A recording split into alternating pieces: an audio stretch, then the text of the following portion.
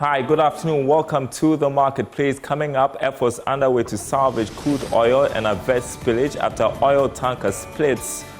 We'll speak to the National Petroleum Authority.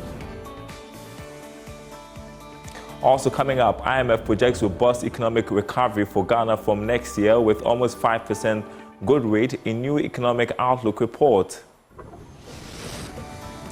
And also coming up, almost about 170 countries support GRA over move to tax foreign incomes of resident Ghanaians. We hear from the GRA, which clarifies that the policy is not a new tax. And that's the headlines. We've got details coming up. Don't go anywhere.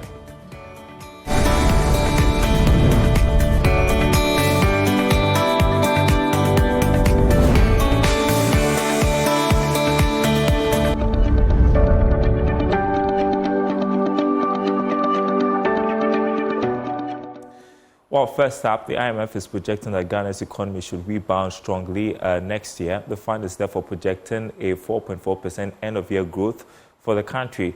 George Jaffe has more on this from Washington, D.C. in the U.S. Projection was captured in the latest IMF World Economic Outlook report released on the sidelines of the World Bank IMF annual spring meetings in Washington, D.C., USA. The projection about Ghana's economic growth for next year is higher than government's own growth forecast for 2025 of 3.3%, and even the World Bank, which is looking at about 3% growth rate for the country. It is not clear for now what might have influenced this robust growth about Ghana's economy and what some might describe as a favorable economic outlook for the country. For some, they want to link it to the IMF program, which had forced the fund to revise its growth outlook for the country on two occasions. Some industry experts say it may be clear that the two institutions are upbeat about Ghana's economic recovery going forward. However, the IMF has maintained that there still remains some threats. One can talk about maintaining that fiscal discipline in an election year and checking that budget overruns.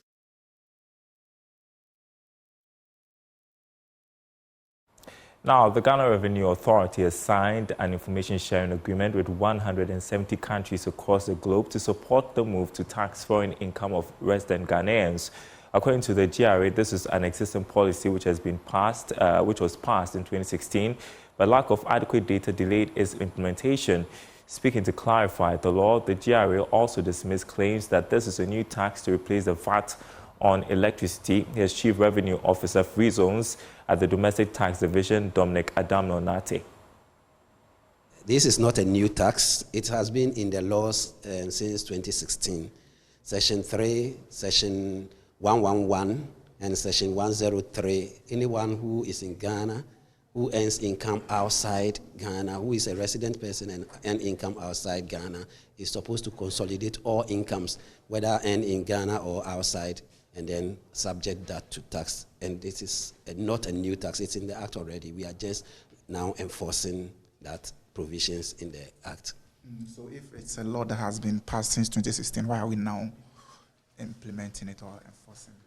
There is a process. We have signed compact with other countries. Now they have provided us with the information. So we had enough information to kickstart. We don't start anything when you don't have the basis of getting information on people's income outside. So now that we have signed agreement with about 170 countries where we exchange information, now we have information enough to believe that we can drive that aspect of the law and implement it successfully. So is it just about paying taxes, as in paying money, or an exchange of information? Like you said, you've signed a pact with 170 countries. What is it about? Is it just about paying money, or what exactly is it? It is not just about paying money. The Act is clear that anyone who earns income, whether small, big, or whatever it is, you have to pay tax on it. And so if we have, for some time, we have left that aspect of the law hanging. Now we said we are implementing the law. So it is nothing new. We are just bringing in all the people who are covered under the tax law to do what the law requires of them. And that is exactly so. Is it replacing the VAT on electricity? It has nothing to do with VAT at all. This has nothing to do with VAT on electricity. It is just provisions in the Act that we have not been implementing, and now we are ready to implement it, and that's all. It has nothing to do with any other tax. It is income, either income from investment or income from business that is taking place outside the shores of Ghana. We just consolidate with your income here, and then we tax it. And note, we are not just taxing that income that bring all the monies there and we are taxing it. You might have paid some taxes on those incomes outside. You just bring the certificate that shows that you have paid tax on that. And so we compute if there is still some taxes that have to be paid, then you pay. If there is no tax to be paid on that, you are free. There's nothing to force you to pay taxes on incomes that you have already paid taxes on. No, it's not like that. Now, meantime, the Ghana Revenue Authority has educated some stakeholders on the tax amendment laws which waive penalty payments on non-tax compliant individuals who volunteered their tax information. The move is expected to boost voluntary payments and support revenue mobilization. The authority has been engaging stakeholders in Accra as part of activities to mark the Tax and Good Governance Month.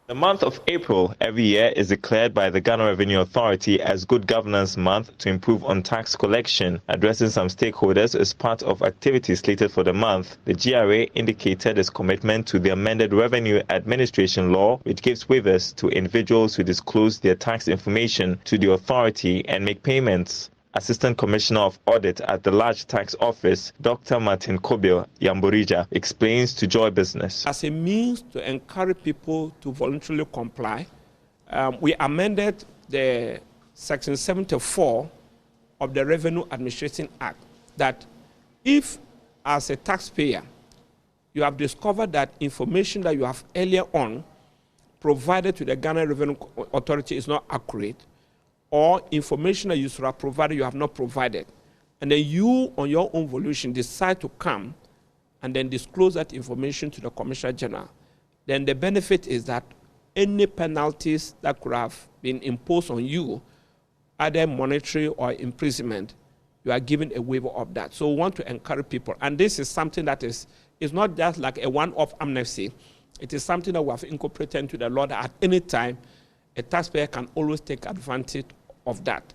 Dr. Yamborija justified the observance of the month of April as Tax and Good Governance Month since it is the beginning of a new quarter of the year. They are required to file their annual income tax return not later than the end of April. And because we want them to file their returns, the month of April is normally set aside to sensitize taxpayers and then encourage them and also educate them on how to file their income tax returns and also pay any tax thereon. So if you ask me what is the objective, our objective is to create awareness and also remind our client, that's the taxpayers, that they have an obligation to file their tax returns. The Commissioner General and other officers of the authority will be carrying out educational programs and outdoor activities across the country to enhance tax collection.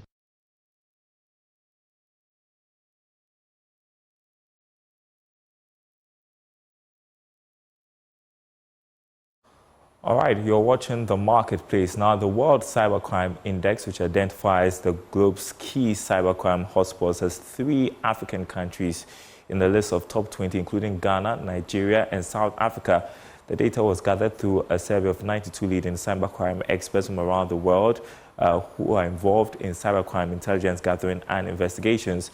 The experts identified 5 key categories, including technical products or services, attacks and extortion, data or identity theft, scams, cashing out or money laundering. And join us for Let's Talk Tech on this matter and others is lead for Eyes of Africa, Henry Kobler. Good afternoon to you, Henry. Any surprises there? Good afternoon, Daryl. So no surprises. These are what we've actually been battling with if you're looking at the index when the cybersecurity units, definitely from their list of issues that they've actually been reported most of the times. And so again, if you're looking at Ghana, Nigeria, and South Africa, it's always been on the roll. I mean, Ghana had been on the block on PayPal's list for a very long time based on some of these occurrences that is happening in the cyberspace. And so much more, I mean, when it comes down to scams, I think it's a very, very open secret in Ghana. I mean, quite a number of people are actually being targeted. We've had Haja for real being pushed up into the U.S. courts, I mean, battling with issues of such kind.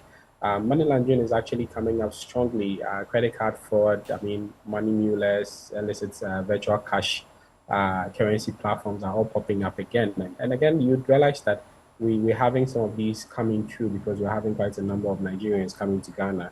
Again, because you're having most of the IPs being flagged, and so Ghana seems to be on the open slightly. And so being on the 13th position and Nigeria being on the 5th position, you can actually understand the influx which is coming in. South Africa, I think that it's only because they have some quite good systems, but again, quite a number of people are always going through with money laundering issues.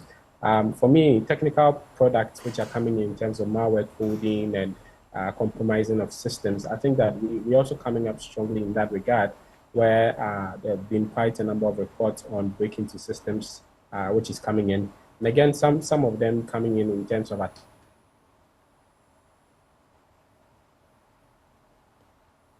right, appears Henry Kobler is frozen there. We'll try and get him back on to continue with the discussion there. Ghana, Nigeria, South Africa among the top 20 when it comes to cybercrime hotspots. Well, the Ghana cedi returned to its loss trajectory last week as it has depreciated by 9.65% to the dollar since the beginning of the year. This is despite the Bank of Ghana's intervention. The central bank auctioned $20 million to the bulk oil distribution companies at a forward rate of 13 cedis 23 pesos to a dollar. Here's more. The local currency shed 0.19% in value to the American greenback last week. It also weakened 0.90% to the pound, but closed with a 0.1% gain against the euro.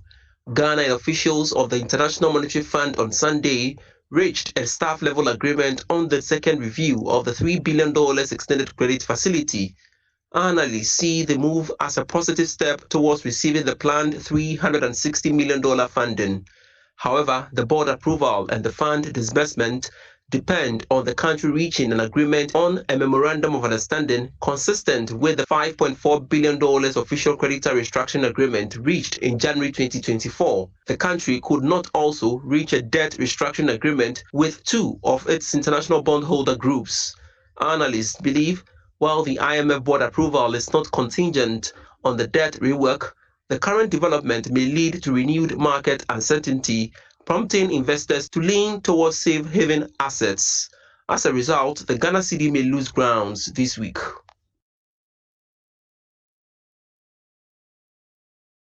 Okay, I want to bring you a top story this afternoon. The National Petroleum Authority, Ghana Maritime Authority, Customs, National Security, Defense, Intelligence are among state institutions and security agencies supervising the salvaging of crude oil of a split vessel.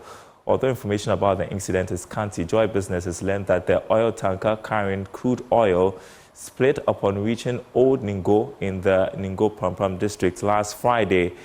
At the site, a number of tankers, as you would see in your shots, lined up waiting in turns to transport the crude oil. Joining me on phone is Communications Manager at the National Petroleum Authority, Abdul Kudus Mohammed, as we try to dig up more information about the incident and the impact as the committee fears a possible spillage. Thank you so much for joining us on the marketplace. What information are you gathering about what caused the vessel to split, resulting in this exercise to salvage crude oil from the split vessel? Good afternoon to you and good afternoon to your viewers. The information I have does not speak directly to the reason for the problem that the ship developed.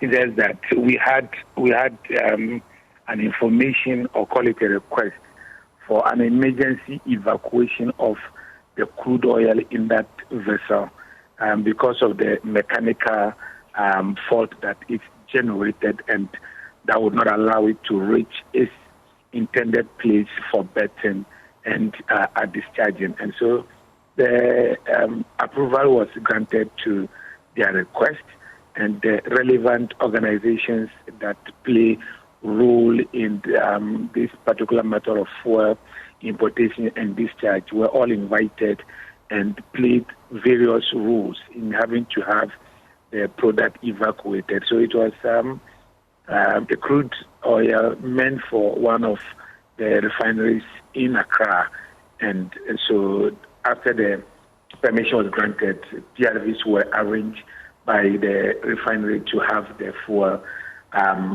be evacuated to the refinery. That is exactly what was done. We understand, as well you've been pointing out, there are attempts to salvage crude oil from the split vessel. How is that exercise ongoing? Okay, so like I explained, because of its inability to get to where it is supposed to get to so that the appropriate discharging facilities could be used, there was a request for an emergency approval to be granted for it to have the product evacuated. And so at the place that it developed the mechanical fault just around the Pampram area, they needed to now use PRVs to be able to cut the product in the vessel to the intended location, that is around Spintex by Akwaba refinery. And so basically that was that they needed the approval. The approval was granted. The evacuation was actually being done. And that was to salvage the product from actually going waste. Yeah, my question was how successful that has been. Oh, okay. So I'm currently even speaking to you from Borga, where we're having an engagement. But my briefing actually indicated that it started, but I did not get whether it concluded. But there hasn't been any information to me about anything untoward or something that could disturb their marine life around where the ship actually developed the mechanical fault. Yeah, of course, the immediate concern has to be the safety and impact on residents in that community because of fears of a possible spillage. What assurances can you give in that regard? You also bring up the issue of marine life. Absolutely. So my information is that everything that needed to be put in place to ensure that safety was guaranteed and the life and livelihood of people around is equally guaranteed were put in place. And that is where I took pain to say that all agencies that needed to play a role in that particular exercise were actually involved. And that was to really ensure that safety mechanisms are put in place so that the evacuation is done and done successfully without compromising lives and properties around the place. Right. Just before you go out, I was just curious about this, so I just tried to Google how often we see this happen in Ghana. I think the last incident was in 2018. How is that managed? Do you know? Oh, well, you see, the appropriateness or otherwise of a ship is not within my capacity to actually talk about because I don't know that. All we know about is the registration of the vessel normally is given before the license is actually granted so that you go and bring the product. So if there's something about the mechanical propriety of the vessel, I'm unable to talk about it because I do not have that capacity. Oh, that's fair. Abdul Kudus Mohammed, Communications Manager, National Petroleum Authority. Thank you so much for this update. You're watching The Marketplace. I want to head back to our conversation with Henry Kobler on the news that Ghana is amongst countries that were in the top 20 hotspots when it comes to cybercrime. We are going to continue that conversation with Henry because he's joined me on Zoom. So Henry, we're talking about the lapses in the system that causes us to be a hotspot. How can we, going forward, manage our cybersecurity issues and ensure that we do not become a hotbed for cyber crimes? We have the agency that is set up to sort of take care of everything when it comes down to cybersecurity. I've had lots of interactions with them, and I think that they're sort of working very well to put things in place. I think that it's more about being able to have the laws equip people that are caught up in this, generally getting to make sure that it comes out strongly. I know the Bank of Ghana is also putting in a lot of effort in curbing some criminal crimes when it comes down to financial crimes online. And I think that it's basically about how the policies and then the law basically takes course when most people are found wanting. Okay. I want us to turn to another story we're looking at in terms of tech trends. So we all love graphic. The Graphic Communications Group is trying to re-strategize so as to recapitalize its operations. I want us to start a conversation about the newspaper business in the age of digitalization. What's the future? Generally, it depends on how a company basically comes in as strong as they can to bring some level of innovation into what they're sort of putting out there. I've seen quite a number of innovation in terms of QR codes being incorporated into newspapers. I'd also seen them push up a digitalization agenda where they had their mobile application being pushed out there. I don't know what's the numbers that comes in terms of the downloads and how many people are buying the newspapers online and all of that. But I think that there should be some more level of innovation coming in place to be able to push what is normally put in as newspaper, turned up into being more innovative and technically available for people to be able to use. I'm looking at how they can go from pushing very sensitive and limited access information and being able to sell that on their digital platforms, such as data, analytics, and all of those things. If those are coming strongly on their mobile application, I'm thinking that they're going to make some level of headways and also make sure that at least you're having these speakers digitally available for people. And the payment systems that sort of work on these platforms are very easy to make payments wherever you are in the world. Yeah, I was going to ask you what innovation would be. I mean, if you're in this kind of a business. Generally, I would be selling very limited data, making sure that if there's some level of statistics that's available, research works that are available, selling such works on these platforms should be making some level of money.